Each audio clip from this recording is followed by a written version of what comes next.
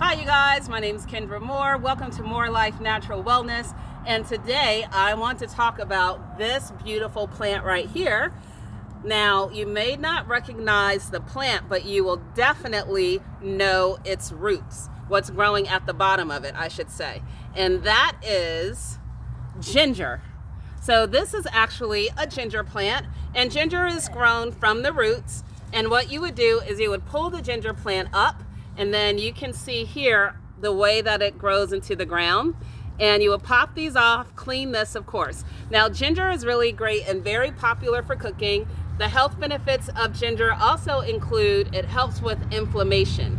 So if you're a person and you have a lot of inflammation, you can cook with ginger. You can also use it to make ginger tea. So what you would do for the tea is, what I like to do is like scrape it, put it in a tea bowl, and then just run some hot water over it and let it steep for a few minutes, and then take that out and you have your ginger tea. So that's all that I have for you guys today. Again, this beautiful plant, your ginger on the end, and it's tasty and good for you.